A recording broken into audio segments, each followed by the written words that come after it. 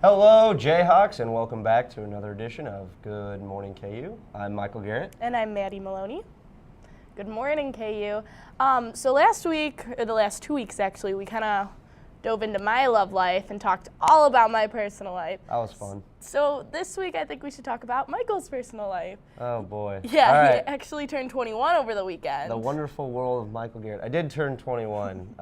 Last Sunday, October 20th, was my 21st birthday. So, interesting weekend. Yeah, I can imagine. There's actually a lot of cool things that happened. So, last Friday night, I actually emceed Dancing with the Stars. Oh, yeah, how was So that? that kind of kicked off the birthday weekend. It was actually fun. a whole lot of fun. I encourage people to go because it was fun, and it was a great event. Yeah. And then I had a party with some of my friends Friday night, so that was good. That's fun. Celebrate the birthday, and then Saturday, since I was legal, I went out to the bars on Nash Street, which was exciting. I went with my roommates and some of my close friends. That is a lot of fun. Yeah, I got to see my family, and it's just great to finally be 21. I don't know, it's a terrific feeling. So no crazy stories or anything? None that I'm necessarily wanting to share on Good Morning KU. Okay. But some fun things happened. I had a good weekend. I guess I'll leave it at that. Okay. Well, that's good to hear. Well, I'm happy you had a happy birthday. It was great. Now, have you seen the Good Morning, the edition of the Daily Kansan today? Yeah, the UDK, front page story, actually on coalition reform. Yeah, and you kind of did a package on that, so can you kind of tell me, somebody who doesn't know anything about it, like what exactly is this coalition that's going on tonight? So like you said, I've been working a little bit with this. So kind of what the deal is there's, if you guys aren't familiar with the way Student Senate works, usually during election season, which is in the spring, members, there's like vice president and presidential candidates, and they form a coalition, and basically a lot of other senators and people that are wanting to help out with the election join that coalition. And the idea is that everyone kind of runs together to be elected kind of as a group, right? To have people with similar views come together and work together toward getting elected. It's a little bit similar to like an actual political party. Yeah, so like Democratic or Republican Party. So if you guys remember back to last spring, freshmen probably aren't going to remember this, but last spring there was a huge election race again between KU United and Ad Astra. And that was kind of the first time in almost 2 decades, I think, that KU United actually lost an election. So they were a coalition that had been around for a very, very long time.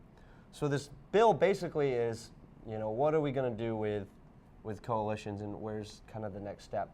Some people are in favor of keeping them. Some people are in favor of getting rid of them. It really is just kind of a toss-up. So. Okay, and you did a package on this. Yes, I did. I actually did a video package that I think we have to show. Yeah, okay, let's take a look. KU United, Ad Astra. These are coalitions students have become familiar with during campaign season for Student Senate elections. But could these coalitions become a thing of the past? Right now, Student Senate is working on a reform bill to possibly eliminate these coalitions. Student Body President Marcus Tetweiler says the current election setup makes it difficult for students to run as individuals because senators from previous coalitions are often being groomed to take over. The current election process was exclusive structurally and resembled largely a patronage system where year after year after year, the leaders of the existing coalitions were passing the leadership roles on to the next generation behind closed doors and without a fair democratic process.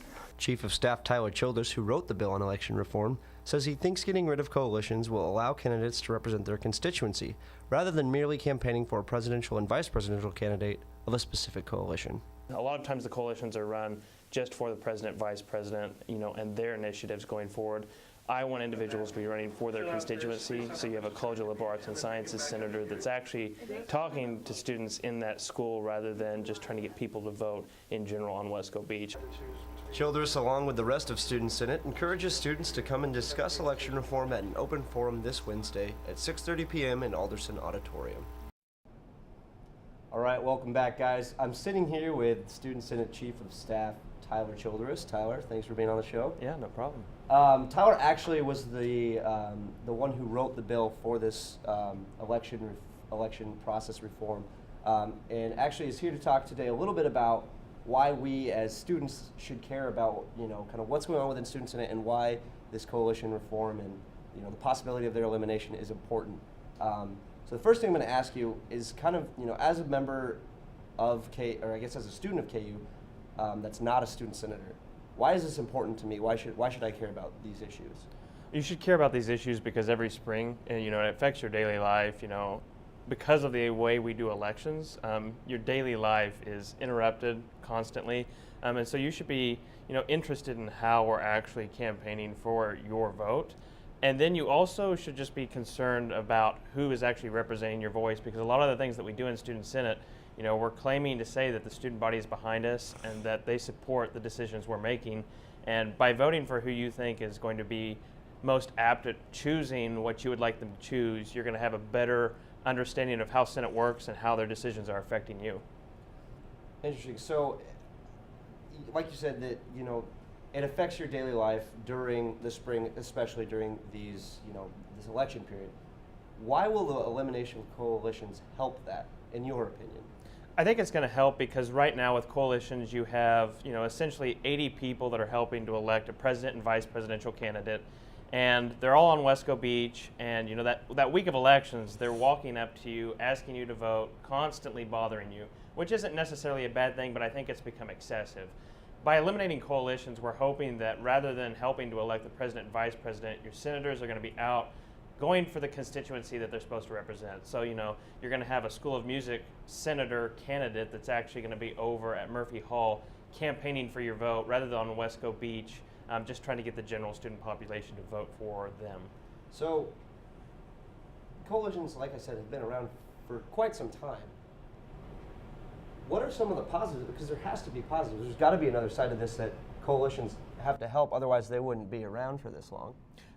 So this is a pretty divisive issue in Student Senate. So, obviously there are a lot of people on the other side that feel that we should keep coalitions. And there's three things that they usually bring up. The first is higher voter turnout. Having more people involved with Student Senate, and then kind of nostalgia purposes, it's tradition, and tradition is big at KU. The reason the first one isn't necessarily correct is last year, yes, we had 25% voter turnout, but the year before we had about 8%. So there's really no correlation with the coalition system and voter turnout. Then you have the second one, which is it gets more people involved. And I think at one point when we started the coalition system, it did bring more people in that had similar ideals. But now that they've become such massive organizations that almost prevent independent candidates from running, or people that want to start a coalition but don't know a lot about Student Senate, I think we're struggling to get more people involved with the system. A lot of people don't want to get involved.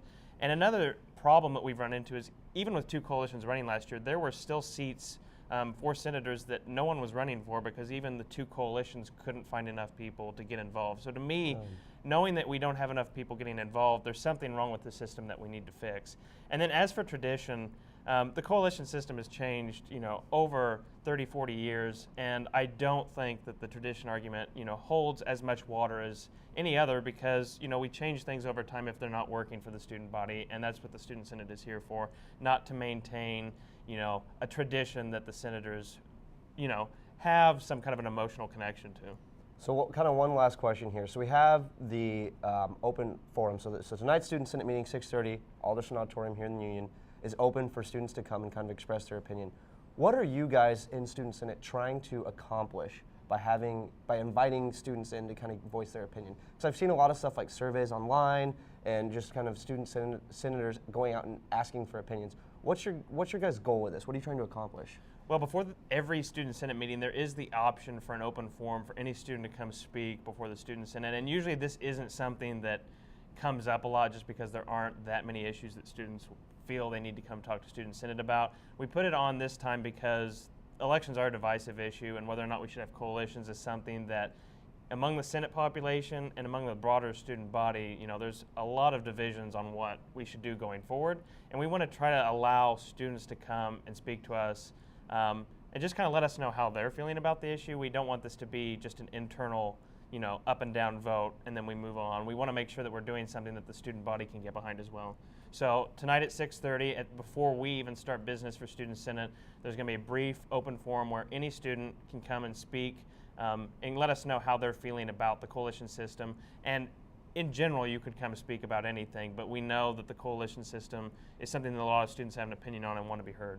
Great. Well, I look forward to seeing how that's going to turn out. That'll be interesting. Thank you for coming on this. Yeah, thank you. Tyler Shoulders, Chief of Staff for Student Senate. Next up, we're going to have a quick break, and then Kyle's going to be back on with the news. Hello Jayhawks, I'm Kyle Crane with your news update. The marketplace for tablets became more competitive this week. Apple revealed its newest version of the iPad on Tuesday. Apple says the iPad Air is thinner and lighter than the previous model and 72 times faster than the original iPad. It will be available in stores beginning November 1st. Microsoft and Nokia also made news on Tuesday. Microsoft launched its newest tablet, the Surface 2, and Nokia released its first full-size tablet, the Lumia 2520. New details continue to emerge from the Sparks Middle School shooting on Monday. Police say that a 7th grade boy shot a classmate in the shoulder, then turned his gun on a math teacher who was trying to intervene. The 12-year-old then shot another student in the abdomen before turning the gun on himself. The teacher, a former Marine, died at the scene, while the other 2 students are expected to recover with injuries. Authorities have also determined that the weapon used in the shootings was a Ruger 9mm semi-automatic pistol that the boy took from his parents' home. In sports, the World Series begins tonight in Boston. St. Louis will start Adam Wainwright on the mound, while the Red Sox will counter with John Lester. Wainwright posted a 2.94 ERA on the season, while Lester followed close with a 2.75 ERA. The series is a rematch of the 1967 World Series, which the Cardinals won in 7 games. First pitch is scheduled for 7:07. On campus, the KU volleyball team will take on Iowa State at 6:30 tonight at Poor Stadium. The Jayhawks are 16-4 on the season and 6-1 in Big 12 play. Last season, KU beat the Cyclones at home in a thrilling 5-set match. And finally, as part of Zombie Week, SUA will present a lecture tonight about how to survive a potential zombie apocalypse. Max Brooks, author of the book World War Z, will speak tonight at Woodruff at 7. The event is free to university students with ID and $5 for the general public. We'll be back with Maddie Maloney after the break. Do you have your Halloween decorations out yet? With Halloween only a week away, we have Maddie and Kara who put together a no mess project based on Pinterest of how to get your decorations all set up. Hi, I'm Kara Winkley. And I'm Jessica Gomez. And today we're doing a Pinterest project teaching you how to decorate your pumpkin. Are you tired of messing with knives all the time? Are you tired of gutting the nasty seeds? Yeah, we're gonna teach you how to decorate your pumpkin without all that mess. No mess. So first, what you need is a pumpkin, of course, first. And then we're gonna take, it doesn't matter what kind, but any kind of like lacy leggings. I chose polka dots. Jessica has lace ones. And then we're gonna do a black ribbon for the top and also rubber bands. Also, you might need some scissors too. So, for the first step, we're gonna take our pumpkin and take the lacy leggings.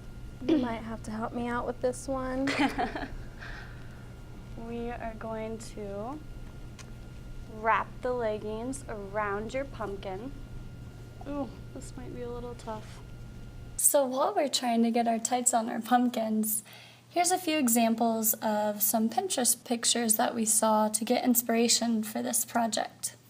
And then you're gonna take the end of this and cut it to whatever length you want. It doesn't matter.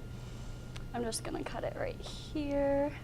Maybe I'll cut it a little bit up. There we go. So I'm gonna cut it right there. You wanna cut yours? Mm-hmm. All right. Then we're gonna take this and we're gonna rubber band around the top, like so. I have a crooked little stem.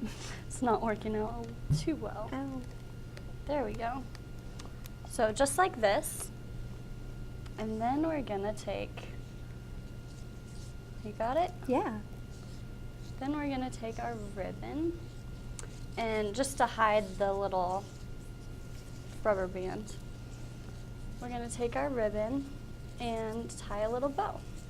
I'm really bad at making bows, so this might not look very well. I think I got your back if you need help. All right. Let's see. This is looking so cute already. It is. I'm so excited for Halloween. Me too. Are you doing anything fun for Halloween? No, but I am going to be Dora the Explorer, so that should be interesting. Fun. I haven't decided what I'm gonna be yet. Oh my goodness, look how cute.